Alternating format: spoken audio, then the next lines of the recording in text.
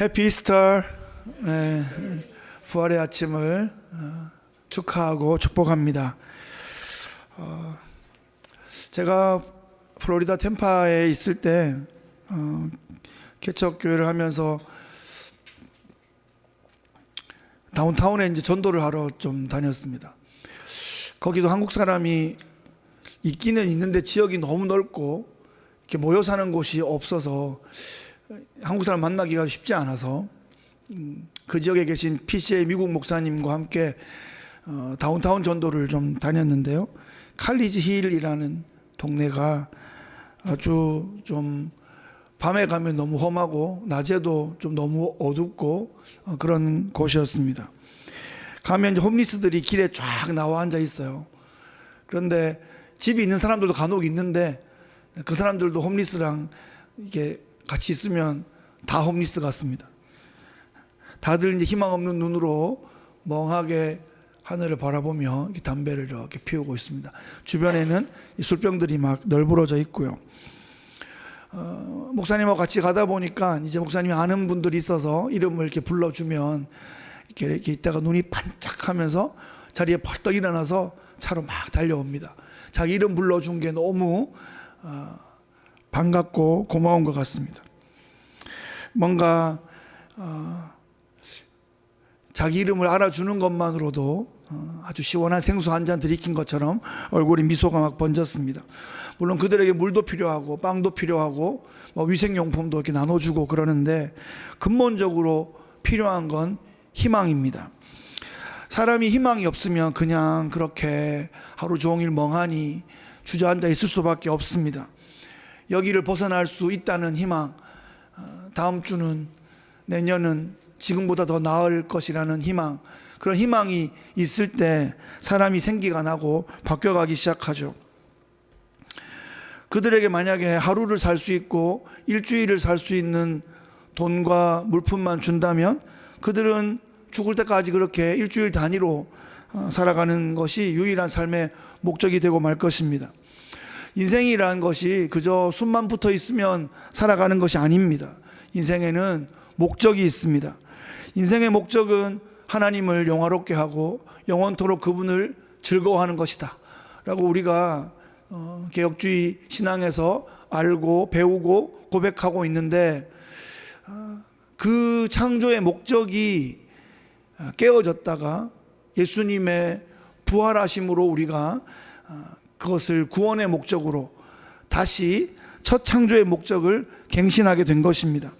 그래서 이 땅의 모든 희망 없이 살아가는 인생들에게 우리가 꼭 해야 할 것은 그들의 창조의 목적, 구원의 목적이 있다라는 것을 알려주는 거죠.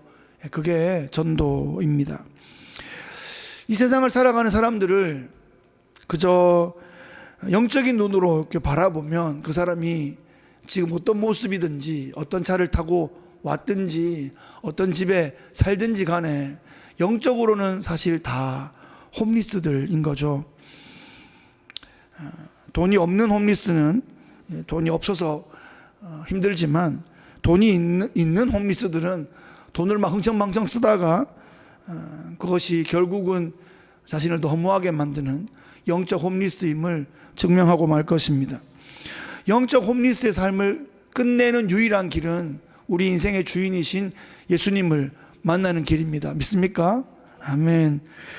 그 놀라운 일이 가능하게 된 것이 예수님의 부활 사건 때문입니다. 예수님의 부활이 없었으면 예수님은 좋은 마음으로 우리에게 좋은 뜻을 펼쳐 보였다가 그 꿈을 이루지 못한 사람일 수밖에 없는 겁니다. 그런데 하나님이신 그분이 오셔서 사망 권세 그것을 깨뜨리시고 부활하시고 잠깐 소생한 것이 아니라 지금 부활하셔서 영원히 그 부활체로 계신 바로 그분이신 것이기 때문에 우리가 그 부활 생명 때문에 살게 되었고 영원히 살게 될 줄로 믿습니다.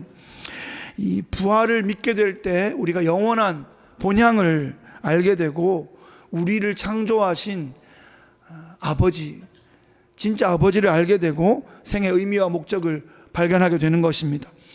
오늘이 바로 부활주일입니다. 1년에 한 번 있는 부활주일. 이날 때문에 우리가 구약 성경에 나오는 그 안식일, 그 토요일에 여전히 예배하는 것이 아니라 진정한 안식의 의미가 이루어진 부활의 아침을 기념하며 이날 예배하게 된 것입니다. 오늘 이 사도 베드로의 첫 번째 편지의 첫 번째 단락을 통해서 부활주일의 의미를 다시 한번 되새기는 귀한 날 되시기를 바랍니다.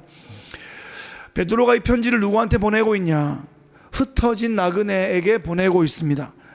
이 흩어졌다는 말, 디아스포라라는 말, 우리가 너무 많이 듣고 좀 익숙한 단어인데, 이제 크리스천들뿐 아니라 이민자들의 삶이 디아스포라의 삶이기 때문에 한인회에서나 하여튼 이 흩어져 있는 이 이민자들에게 디아스포라라는 그런 단어를 사용하면서 나온 그런 레포트들을 여러 번 보았습니다. 조국을 떠나서 흩어져 있다라는 의미가 원래 디아스포라의 의미이기 때문에 그렇습니다. 그래서 디아스포라는 처음에 바벨론에 흩어지게 된 유대 백성들을 의미하는 단어였는데, 그래서 그 기원 자체가 슬픔과 고난을 내포하고 있는 단어입니다. 그런데 지금 베드로는 이 바벨론과 그리스와 로마의 횡포 때문에 흩어져 있는 자신의 동족들을 향해서 하는 말이 아니라, 지금 베드로가 흩어져 있는 사람들에게 보내고 있는 이 편지는 유대인과 이방인들이, 헬라인들이 섞여 있는 교회 공동체를 향하여 흩어져 있다라고 말하고 있습니다. 이들이 흩어진 것은 핍박 때문이기도 했고 자발적으로 또 흩어진 것이기도 합니다. 그 배후에는 성령의 역사가 있습니다. 하나님께서 교회를 흩어지게 하셨습니다. 마치 씨를 땅에 흩뿌리는 것처럼, 소금을 골고루 흩어 뿌리는 것처럼 그렇게 교회를 이 세상 가운데 뿌리셨습니다. 교회는 사실, 교회라는 의미는 모이는 곳이라는 뜻이죠. 에클레시아, 세상으로부터 부름받은 공동체인데, 그 에클레시아는 또 영적으로 디아스포라 되면서 세상 가운데 흩어지는 것입니다. 모여서 함께 부활의 생명과 능력을 공유하고 이 부활의 생명이 흩어져야 또 온 세상을 살릴 수 있기 때문에 교회는 끊임없이 에클레시아와 디아스포라를 반복하는 그런 공동체입니다. 오늘 본문에서 베드로는 흩어져 있는 성도들의 모습을 강조하고 있습니다. 이것은 이 땅에서 흩어져 있을 뿐 아니라 천국으로부터 흩어져 있는, 본향으로부터 흩어져 있는 나그네들이라는 의미죠. 여행 가고 싶으십니까? 네. 여행 가서 며칠 있으면 집 떠나면 고생이다 그런 말을 또 합니다. 그러려면 왜 떠났어? 그런데 그래도 그 고생을 하는 것은 돌아갈 집이 있기 때문에 또 이렇게 집 떠나면 고생이다 그러면서 그 고생을 사서하는 거 아닙니까? 그래서 며칠 여행하면 또 집으로 돌아오니까. 근데 돌아올 집이 없으면 그건 여행이 아니라 그냥 방랑인 거죠. 집 없이 방황하는 홈리스가 아니라 돌아갈 집이 있는 여행자는 따뜻한 가족의 품과 어머니의 집밥을 그리워하면서 여행을 즐길 수 있는 것입니다. 성도들은 그래서 홈리스가 아닙니다. 갈 본향이 있는 아버지 집을 그리워하며 전국 나그네 순례 여행을 하고 있는 거죠. 집에서 떠나와서 다시 집으로 돌아가는 것입니다. 베드로는 이 인사말에서 성도를 향해서 하나님의 미리 아심을 받은 사람들, 하나님의 택하심을 받은 사람들, 이렇게 성도를 부르고 있습니다. 내가 하나님을 택한 것이 아니라 하나님의 택하심을 받은 사람들, 택하심을 받은 자녀들이라는 것입니다. 하나님께서 나를 미리 아시고 택해 주셨다는 거죠. 사실 우리가 내 의지로 믿게 된 사람이 없습니다. 사실 내 의지로 교회에 나온 사람이 없어요. 성령께서 이끌어 주신 것입니다. 믿으십니까? 네, 그렇습니다. 내가 온 것 같은데 싶으시죠? 성령께서 오게 하시지 않으면 올 수 없는 거예요. 성령이 아니시면 고백할 수 없는 겁니다. 성령이 아니시면 예수를 나의 구주로 또 하나님을 내 아버지로 예배할 수가 없는 것입니다. 오늘 베드로가 인사를 마치자마자 바로 하나님을 찬양하고 있는데, 그 찬양의 이유가 예수 그리스도를 죽은 자 가운데서 부활하게 하셔서 우리를 거듭나게 하셨고, 그래서 우리가 산 소망을 갖게 되었다. 그래서 우리가 하나님 아버지를 찬양합니다 라고 선포하고 있습니다. 그 산 소망이 어떤 소망이냐? 썩지 않고 더럽지 않고 쇠하지 않는 그런 하늘의 유업을 받는 것입니다. 이 땅의 것과 반대되는 거죠. 썩지 않고 더럽지 않고 쇠하지 않는 영원한 하늘의 유업을 받게 되는 산 소망, 그것이 바로 예수 그리스도의 부활 때문에 우리에게 주어진 것입니다. 믿으십니까? 아멘. 예수님의 부활이 없으면 거듭날 수 없는 겁니다. 거듭날 수 없으면 그냥 내 생명으로, 내 한 인생으로 끝나는 것입니다. 그런데 영생으로 이어질 수 있는 것은 그리스도의 부활이라는 역사적인 사건 때문에 그렇습니다. 예수의 부활의 역사적인 사건을 내가 하나님의 은혜로, 나의 믿음으로, 나의 고백으로, 나의 선포로 주관적으로 믿게 될 때 그 부활의 능력이 우리 안에 역사하게 되는 것입니다. 아멘. 아멘. 종교는 그렇습니다. religion, 종교를 공부해 보면 일단 정성을 바쳐야 됩니다.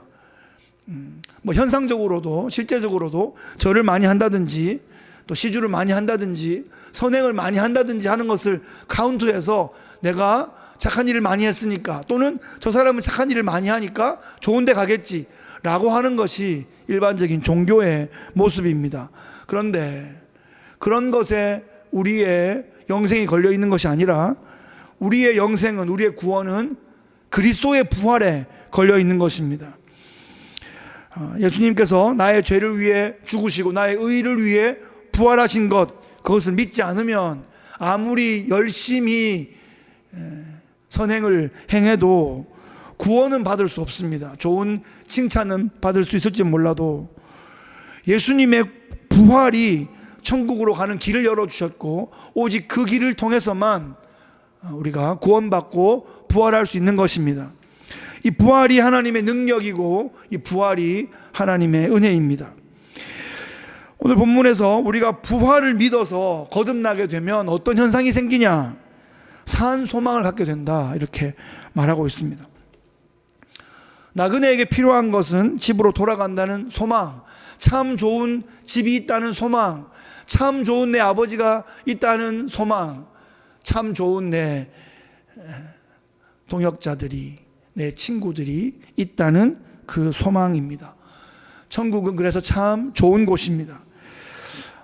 제가 주일학교를 섬기면서 아이들에게 천국을 막 설명을 막 해보는데 이게 감이 잘 없는 거예요. 천국 얘기하면 천국 일단 그 죽어야 가는 거 아닌가요? 아직 한참 남았는데 이렇게 생각하고, 아니야 천국은 되게 좋은 곳이야 막 얘기하면 천국 가면 계속 예배 드린다던데 그리고 말을 흐리는 거예요. 자기 생각에 예배가 그렇게 막 익사이팅하지 않았나 보죠. 뭐 졸리는 거 참고 막 힘들었나 보죠. 근데 천국에 가면 그런 예배는 없습니다. 천국에 가면 기도가 없을 겁니다. 천국에 가면 설교도 없을 겁니다. 그렇지 않습니까? 뭐 예수님 바로 마주 보고 있는데 무슨 따로 눈 감고 무슨 기도를 하겠습니까? 주님 여기 계신데 주님을 소개하는 설교를 왜 하겠습니까? 찬양은 할 것 같아요. 찬양. 근데 찬양도 저 음치인데요 이러고 있으면 안 되는 것 같아요. 천국 가면 다 해결될 것입니다. 그냥 부르면 다 그냥 막 사부 합창이 확 나오고 이게 내 소리인가 할 정도의 영광스러운 그런 음악이 펼칠 거라 믿습니다. 예배는 우리가 주일에 모여서 1시간 예배하지만 사실 삶이 예배인 것을 성경은 계속 말하고 있잖아요. 천국에 가면 천국에서의 모든 우리의 행사가, 모든 삶이 다 예배가 될 것입니다. 그 예배를 그대로 하나님 받으시고 우리 모두 함께 그 영광스러운 삶 가운데 나가는 것입니다. 그러니까 천국이 지루하다고 느끼게 하는 것은 사탄의 전략입니다. 천국은 기쁨과 감사와 보람과 행복의 아주 익스트림리 절정을 맛보는 곳이죠. 지옥은 자신의 죄값에 대한 형벌을 받는 곳이기 때문에 처절하고 아주 철저하게 외로운 곳입니다. 우리는 천국에 가야 합니다. 하나님은 우리를 천국으로 부르십니다. 그래서 예수님께서 죽으시고 부활하셨던 것입니다. 일단 천국에 가면 예수님이 계십니다.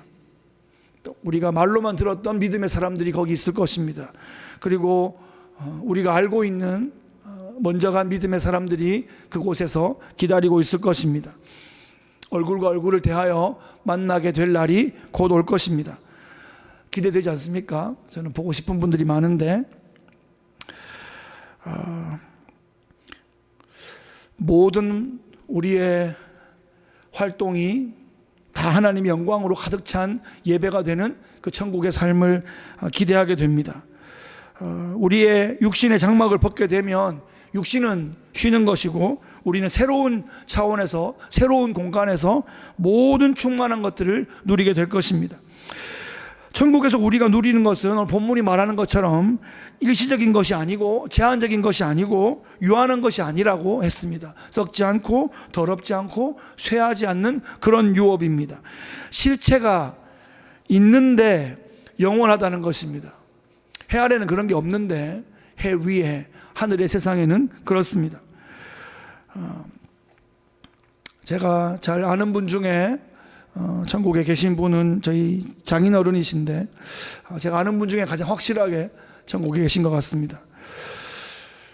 소천하시기 한 달 전부터 계속 꿈을 꾸셨습니다. 한 달 내내 꿈을 꾸시는데 아주 멋진 집이 지어져 가는 모습을 계속 보여주셨습니다. 이게 누구 집인고 참 멋있다. 그리고 이제 가까이 가서 보니까 그 명패에 당신 이름이 써 있는 거예요. 그래서 너무 벅차기도 하고 신기하기도 하고 그래서 그 다음날 가면 좀 더 지어져 있고 더 막 멋지게 지어지는 것을 몇 주 동안 보다가 야 이걸 가족한테 말하면 걱정할 것 같고 그래서 30년 같이 사역한 여전도사님한테만 살짝 얘기하고 그냥 기도하고 있어라 그랬답니다. 그런데 그때까지만 해도 너무 건강하신 거예요. 근데 그 한 달 동안 장인어른께 생긴 변화는 사역 50년 사역을 쫙 돌아보시면서 좀 불편했던 분들 또 좀 아쉬웠던 섭섭했던 분들 그게 선배든 후배든 친구든 다 찾아가셔서 다 밥 사주시고 한 달 동안 다 화해를 하신 겁니다. 또 화해를 시키기도 하고 그렇게 하시고 가죽 수첩에 하나하나 꼼꼼하게 유언을 쓰셨습니다. 사랑하는 아내에게부터 시작해서 사랑하는 막내딸 희진에게까지 꼬박 한 분에게 한 장씩 꼬박꼬박 꼭꼭 눌러서 그걸 다 써놓으시고 그 마지막 장에 가면 그 얼마 있는 유산은 이렇게 처리해라. 그거까지 꼬박 뭐 변호사 대동하지 않고 그 있는 그대로 쓰시고 그리고 난 다음에 어느 교회에서 초청을 받았어요. 장로 안수집사 권사 임직식이 있는데 그 임직식 설교를 초청받으시고 주일날 설교 까랑까랑하게 하시고 그 다음 날인가 갑자기 천국 가셨습니다. 모두 다 아마 놀라고 그랬는데 본인은 막상 책상에 가니까 다 준비되어 있는 거예요. 그래서 다들 가족들이 뭐 자식들이 미국에 있다가 어디 있다가 다 이렇게 모였는데 둘째 형님이 그 편지를 하나하나 읽으시고 너무나 황망했지만 너무나 감사와 감격이 있는 예배 현장 부흥회 같았습니다. 천국의 산 소망으로 살아가는 사람들은 그런 모습으로 살아갑니다. 갈 본향이 있기 때문입니다. 오늘 본문에 보면 고난이 나오는데 천국을 소망으로 살아가는 사람들은 고난에 대한 자세가 다르다 이런 말씀을 하고 있죠. 고난이 왔을 때 세상 사람처럼 원망하고 불평하고 욕하고 막 뒤집는 것이 아니라 이 고난의 의미가 무엇일까를 생각합니다. 이 고난이 나를 더욱 연단하여 순금같이 이 믿음을 만들어가는 과정이다라는 것을 실제로 그렇게 믿고 인식하는 겁니다. 예수님을 믿었는데 고난이 없기를 기대하면 오류에 빠질 수가 있습니다. 하나님의 자녀들은 필연적으로 고난이 옵니다.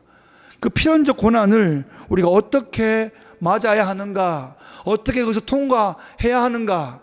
하나님의 목적은 우리를 편안하게 살게 하시는 것이 아니라 빛나게, 아주 빛나는 그 믿음을 가지고 천국의 본향으로 오게 하시는 것입니다.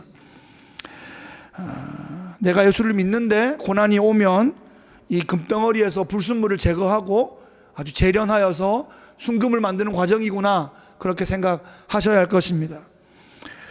그것이 천국을 소망으로 갖는 성도들의 자세입니다. 오늘 본문의 천국에 입성하면 반드시 칭찬과 존귀와 영광을 얻게 된다, 그렇게 설명하고 있습니다.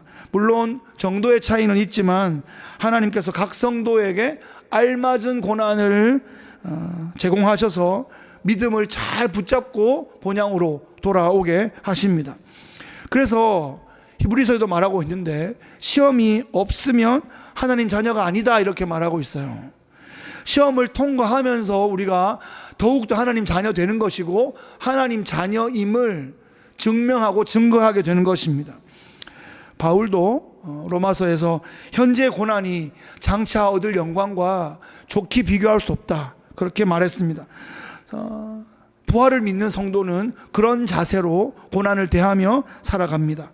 우리가 이 땅을 살아가는 동안 믿음은 계속하여 성장하게 되어 있습니다. 우리의 더욱 깊은 믿음, 더욱 굳은 믿음, 더욱 차원 높은 믿음으로 우리는 이끌림 받게 되어 있습니다. 그 믿음을 가지고 우리가 천국 문을 통과하게 되는 것이고, 그 믿음이 천국에서 얻을 영광과 비례하게 될 것입니다. 이 땅에서 우리는 계속하여 이 믿음의 행진을 해나가는 것입니다. 이 신앙생활은 주일 예배 1시간에 결정되는 것이 아닙니다. 물론 이 시간에 우리가 최고의 집중력으로 예배해야 하는데, 일단 우리의 삶의 자리에 흩어져 있을 때, 디아스포라 되어 있을 때, 그때 우리의 믿음이 증명되고 증거되는 것입니다. 우리의 말과 우리의 삶과 우리의 태도를 보면서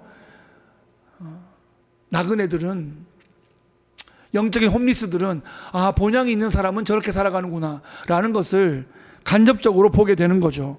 우리가 천국의 모습을 증명하게 되면서 하나님 아버지의 품으로 영혼들을 인도하는 것이 하나님께서 교회에게 주신 사명이자 목적입니다.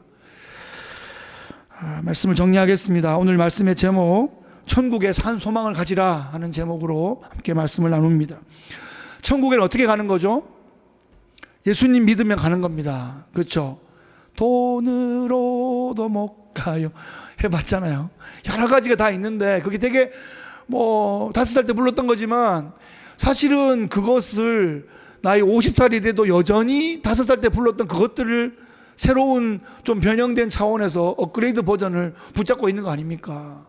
저 어릴 때 구슬도 좋아했고 딱지도 좋아했는데 그거 없어지면 큰일 나는 줄 알고 그거 진짜 일전도 안 하는 그 구슬 가지고 막 싸우고 막 그랬는데 어느 날 아버지가 구슬 이만큼 더 주시더라고요. 그러니까 나는 한계가 싸우는데 아버지는 이만큼 줄 수 있는 능력이 있는 거 아니에요. 그러다 어느 날 너무 동생들하고 딱지만 하니까 딱지 화장실에 푸세식 화장실에 다 버려버렸어요. 그래서 사람애가 막 울고 막 그런 적도 있는데, 그러니까 우리가 얼마나 사소한 거 가지고 그러고 있냐. 본향에는 훨씬 더 좋은 것이 있다는 거죠. 천국은 그런데 아직 뭔가 기다리는 곳입니다. 너무너무 좋은 곳인데 천국은 아직 무언가를 기다립니다. 뭘 기다리고 있습니까? 천국에서 기다리는 게 뭡니까? 예수님의 재림을 기다리는 것이고, 그때 진정한 마지막 남은 부활이 이루어지는 것입니다. 천국에 있는 성도들도 그때 부활하는 것이고, 예수님이 재림하실 때 이 땅에 있는 성도들은 그때 부활체로 바뀌게 되는 것입니다. 그것이 데살로니가 전서 5장에 나오는 그 예수님 재림 때의 모습인 거죠. 모든 것이 그때 부활합니다. 몸도 부활하고 모든 피조 세계가 다 부활합니다. 그래서 새하늘 새 땅으로 들어가게 되는 거죠. 천국은 제가 계속 나중에 갈 천국을 설명한 것 같은데, 그 나중에 갈 천국이 있기 때문에 오늘 우리가 살아가는 천국이 있는 것입니다. 그것이 의미가 있는 것이에요. 그래서 우리가 지금 이미 임한 하나님의 나라, 우린 천국에 사는 거죠. 하나님 통치 안에 있으니까. 그런데 그 나라가 확인되는 것은, 그 나라가 확신되는 것은 우리가 갈 그 나라가 있기 때문입니다. 자, 이 시간 이 소망을 우리 이 부활절에 다시 좀 붙잡으면 좋겠습니다.